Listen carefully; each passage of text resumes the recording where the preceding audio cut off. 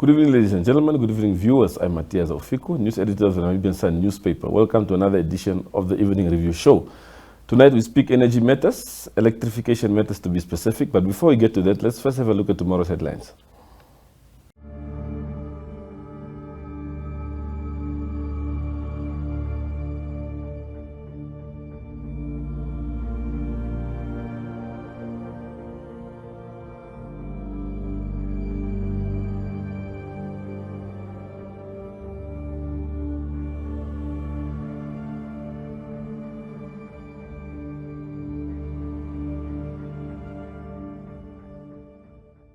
This is our happy song.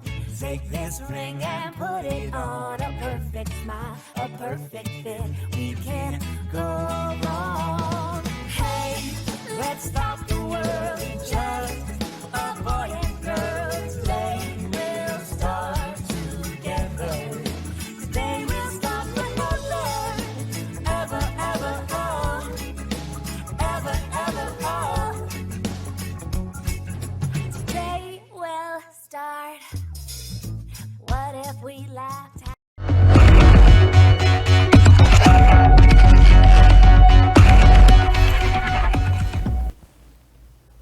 Well, welcome back. Welcome back. We're joined in studio tonight by Mr. Abraham Angula, the Deputy Director of Energy Planning and Research in the Ministry of Mines and Energy. Welcome, sir. Good evening, Matthias. Thank you for having me. No, it's a pleasure to have you here, sir. Well, next week the Ministry will be having a national validation workshop. Can you tell us what that is all about? Yes, sure. So the ministry is responsible for extending rural electrification. So that means connecting more and more people to the national grid, and those that cannot get onto the national network, then we give them a solar system or so. So in that vein, the ministry has been developing a policy to see how we can accelerate that pace, because it's been really, really slow in the past couple of years.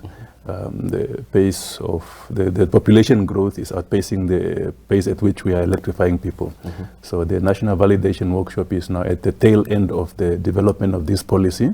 So we're getting experts together to look at this policy and to see if it fits the needs of what we want to achieve. Yeah. So that Is this the first of its kind, or has it been done before? So this will be our first electrification policy. So we've never had a concerted effort at looking at how do we achieve electrification. We had plans on how to electrify, but they were never really backed up by a framework, by a policy like we are doing now. So yes, it will be the first of its kind. Yeah. Well, according to figures, at least official figures, about 50% of all households in Namibia currently do not have access to, it's called modern electricity, whatever that means. We just know electricity. Yes. Yeah? So how is this workshop then going to set the tone to address some of these challenges? Yeah. Yes, those are alarming figures. So 50% translates to about 300,000 households, Namibians, that do not have the privilege of switching on a light. So privileges that most of us take for granted. And I think to develop as a human being, to develop society, I think we need to make an effort to try and electrify as many of those houses as we possibly can. So it's a daunting task. So that the 50% is an improvement from about 45% a few years back. So we're really not improving much. So in about 6-7 years, we've only managed to increase that rate from 45 to 50%. So we want to now accelerate that pace. And that would mean that we are connecting as many as we can on the national grid, like I mentioned before. But we also now are opening up the possibility to connect as many as we can using solar. As you know, not just solar, we call it off-grid technologies. As you know, that has been developing, the technology has been maturing, the prices are coming down. We know more now about solar, how to do it and how to maintain it than we did a few years back.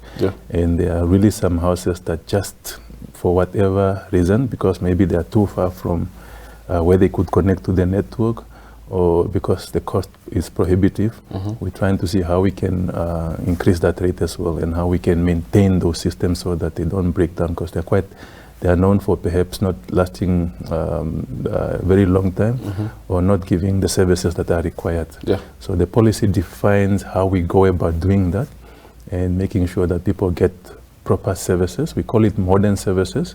So that means it's getting electricity without having to burn solids like wood or candles for lighting and that kind of stuff. So that's what we mean with modern. So it's modern in the sense that you switch on a switch and light comes on. You don't have to necessarily go buy a candle or burn something.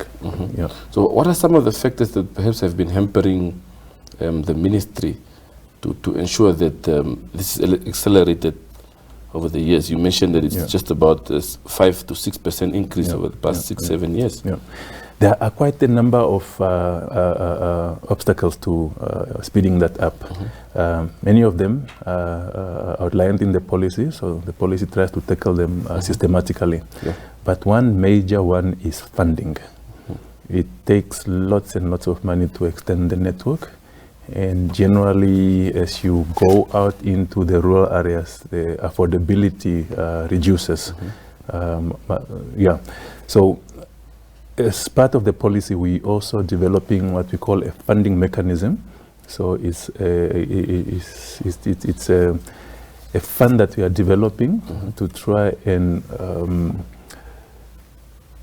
pull together as much money as we can from various sources. That would be through green climate funding, through institutions in the country that would want to contribute to this fight, so that we see how can everybody else or the external broader stakeholder community out there assist government in extending the electrification services to as many people as we can.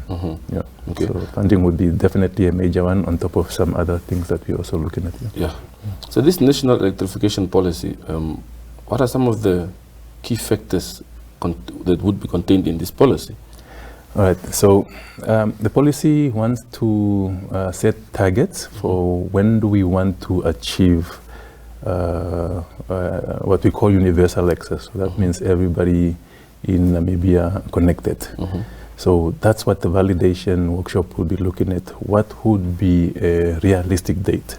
We have Vision 2030. Is that a potential date that we can look at? But how realistic is that? We have African Vision of 2063. Is that something that we want to perhaps achieve, or do we want to extend it to that long? But maybe that might be a bit too long. So we're looking at what would be a realistic date.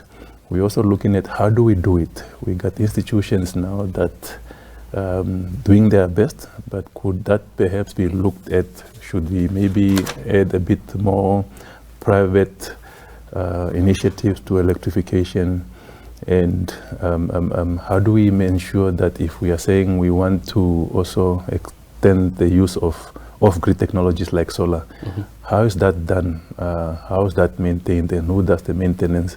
You're also looking at, for people that really cannot afford, what kind of funding for or support can the fund or the policy in general call to such people? So again, it's really looking at the number of things, and we're hoping to have the experts to try and guide this process. Of course, any project of this magnitude, one key component would be the human resource aspect. You deal with planning and research in the ministry. How equipped are we as a country, or in terms of foreign skills, are we busy talking to our fellow sisterly countries out there to assist us in this regard? What is being done in that regard? Well, we have a number of qualified, experienced contractors that can do the work. So our approach would always be, what do we have in the country, and how much can we do with what we have in the country? But of course, like you say, sometimes we might need assistance from elsewhere. So we will call upon such assistance where it's required and where it's needed. But the policy or the approach would always be, there are enough qualified people out there. Sometimes we perhaps don't do enough to also upskill them or give them the exposure so that they develop themselves. So the policy is very big on that. So there's a capacity component, not just at the ministry level in terms of planning and how we coordinate the whole process, but also with the contractors, the consultants, and the various people that would be required to make this target come to pass. Yeah. Okay. Of course, we have COP26 going on. Yes. In Europe, we have the Africa Energy Week this week in Cape Town. Yes. What do you think? What are some of the measures that we as a country should tap from these platforms? I know we have representatives at both. Yeah. Your minister is in Cape Town. Yeah. The president is in Europe at COP26. Yes. What are some of the measures you think we should tap into as we plan our electrification policy? Absolutely, sure. Look, the world is going green now, and I think I suppose that's what the world is discussing at COP26. Yeah. Namibia has got high ambition to include green energy or green electricity into our energy mix. Yeah. So the COP gives us a platform to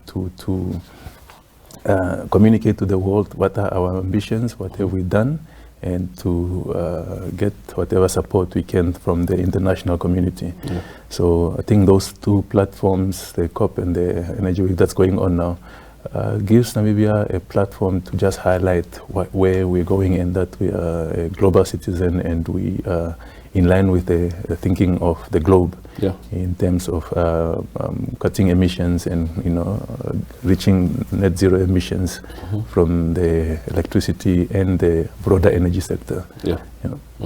But Mr. Ngula, I'm sure you're aware, especially in the developing world, because going green is quite a costly exercise. Absolutely. So how do we bridge that gap between the developed and developing nations? Yeah, that's a good question. It will cost, and that's why we are participating at events such as the COP. There are platforms out there that as developing countries we can tap into. We got the Green Climate Fund and a number of other green initiatives that are supporting us either with grants or with concessional loans or soft loans to try and tap into these type of technologies. So again, Namibia's representation at these platforms is also just a means to, we are in line with the world thinking. We will need as much support as we possibly can. Yeah, but also the prices are coming down. So you would be surprised how the prices of, for example, solar or wind are really becoming very, very competitive, and in most cases actually cheaper than the fossil fuel-based power plants. We've just seen the announcements in South Africa of the bidding process where they got really, really competitive, very, very low rates from renewable sources. Yes. Yeah. Would you say that's because of the demand? Absolutely, the demand plays into it to produce and manufacture these technologies now as well.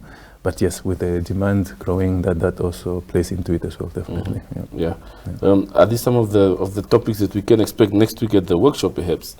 Well, next week's workshop is really dealing with excess, the electrification rate. So the policy right now is looking in that direction only. So we'll be talking about how do we expand, how do we extend the network to people out there. We do have other plans that look at, so if we do connect these people, how then are we going to supply them? So that's dealt with through other means, through other documents. I think it's better if you deal with one thing on its own, without conflicting with others. You probably have better chances of putting resources and thinking about how you do that. Yeah. But without preempting the discussions at the workshop, maybe you can just give us an insight. Maybe some of the speakers will be there, some of the topics that will be covered, the areas. Okay. Well, the workshop will be graced by our minister, the Honorable Tom Alwendo. So he will be giving the opening remarks. He will galvanize the crowd to just discuss the topics and set the tone and set the scene for this discussion. We'll have our Director of Energy in the Ministry of Mines and Energy, Mr. John Titus. So he will do the opening remarks. And then, of course, we have a team of experts that are helping us facilitate this process. We have a consultant team. We have people from the Electricity Control Board that are also part of the development of this process. And then we've invited the broader energy industry or sector, including representatives from various ministries, including Finance, Urban, Rural and Development, Department of Works. So I think we really did go all out to try and make sure that everybody that needs to have a voice or anybody that needs to have inputs into this process is at the meeting next week. Yeah. But of course, considering the vast size and sparsely populated area that we have, Yes. are there any draft ideas on how to accelerate this rural electrification program? Yes. So the policy is part of a broader framework. We call it the electrification support mechanism. So that comes with a policy which sets the tone for where we want to go, what we want to do, how we want to do it. Then I mentioned the funding portfolio already. Yeah. That looks at how do we fund what we want to do. Part of that is a strategy. We have an electrification strategy that guides how do we want to go about it. So from this strategy, we'll have plans then that will guide the process of how and how much it will cost and who will do it and all of those details. They are then supplied through this strategy or plan that is not currently in place now, but we're waiting for the policy to be adapted, and then from there, develop the strategy and the plans as well. Yeah. Well, according to some of the figures from your ministry, in terms of households that do not have access to modern electricity, that figure is expected to jump from 300,000 to 432,000 by 2030. Exactly. That's in just about 8 years' time. Yeah. Now, of course, there are people that do the number crunching and they are able to project from the population growth that if that figure, the 300,000, if nothing happens to it now, given the population growth, it will keep growing and growing and growing. So in a few short years, that figure can almost double. So again, that is just the importance of having such a policy, because if we do not accelerate that, the number of people not connected will just increase and increase. So that's in a few years where that figure would have jumped from 300 to 430. So if we don't do much, or if we don't accelerate that pace, come 2040, that figure would definitely grow more and more and more and more. So we don't want that happening. Yeah. Just tell me from a planning perspective, Mr. Angula, the mushrooming of informal settlements in urban areas, how does that affect your planning in the ministry? That's a very good question. So electrification cannot be done in silos. Now, of course, we're looking at it from the electricity side of things through this policy, but we're fully cognizant that there's land issues and you don't want to just give a connection to a place that's perhaps not proclaimed or you don't have the right to do so. So we are talking to the local authorities to see how the interplay of land issues and whether they are proclaimed or not and all of that, how we work together with them. And again, we have all of those officials coming to the meeting next week, and that's definitely something that comes up as well. Yeah. So we're cognizant of it. There are some proposals through the policy. I don't want to preempt what their officials or what their experts will say, but those are definitely items that are flagged, and we'll be discussing them and coming up with solutions that are workable. Yeah. Okay. I'm sure during your planning process there should be some, I think, a level of engagement with the communities. Yes. How is it and how often is that done? And what are the reactions from the people on the ground? All right. So at this stage, we have representatives of communities. Now, of course, ideally we would want to go to communities and talk to them, but the process needs to get done at some point. So we have local authorities, elected officials representing the people that are voicing the people of, or the voices of the people that they are representing. So we understand, at least at that level, that that's a need, that's a service that's required. All the local authorities are impressing on us that this is something that is really, really required and needed, and they are eager to participate in this and extend that voice of the people, so their voices are also heard and included in this whole process. Yeah. What would you say, perhaps, with the workshop coming up, are there any plans, perhaps, to discuss issues such as we've seen in recent months, downs, electricity being cut, and so on? Does it also speak to the shortage of supply that we have, or how do we mitigate such instances? Right. So again, that would be a supply constraint. We have set through the first Harambee plan that we will not have load shedding based on the fact that we don't have sufficient energy. And we kept to that promise. We never had load shedding because we either could not honor our contracts with neighboring countries, or we didn't have enough generation. So we maintaining that. Of course, we want to increase our own self-generation so that we have more power stations here in the country. But otherwise, we have a utility that's done a really, really good job, a utility in Empower, in making sure that we don't have load shedding. Well, electricity, unfortunately, being what it is, every now and then you might have a pole that has been struck by lightning, or a machine that has blown. So that is not something that we are always in full control of. So some of those force majeure issues where it just happens, they don't happen often. So again, we thank Empower for the professionalism and the fact that they keep that our system up and running. The issue of perhaps non-payment and you got disconnected because you are not paid, that's not currently covered in the policy now. That's a matter for discussion of another platform.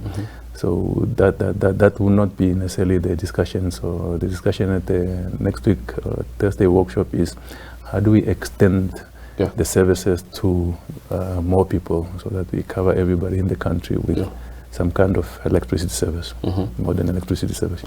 Just as we wrap up, I'm sure funding will be one of the key topics during next workshop. Just talk to us about the National Electrification Funding Portfolio that is being developed. Yes. Yeah, where is that? At which stage is it now? All right, so that's also being developed in tandem with the policy. So that will be discussed at next week's workshop as well. So a framework has been put in place. We've discussed this with financial experts and potential host of such a fund, and the appetite is there. I can at least confirm that much. So that will be a section on its own, in fact, during the workshop, to just present what has been done so far, what has been the reaction from the financial community and the international community, who we think could potentially be contributors to such a fund. So yes, that's definitely part of the workshop next week, a major aspect of it. Mr. Ngula, thank you very much for your time today, and all the best for the workshop next week and going forward. It was a pleasure. Thank you sir. for having me. Very well. All right. Thank you. Good night to you. Okay. Hello Namibia, Big Ben here. If you have been vaccinated against COVID-19, then sharp, you're doing the most. But if not, please join me in Opuo on the 26th of October and at Chuarongo on the 10th of November at a dedicated vaccination center, and we're going to talk about it and find a way to kick COVID out of Namibia. My Namibia, my country, my pride. See you there.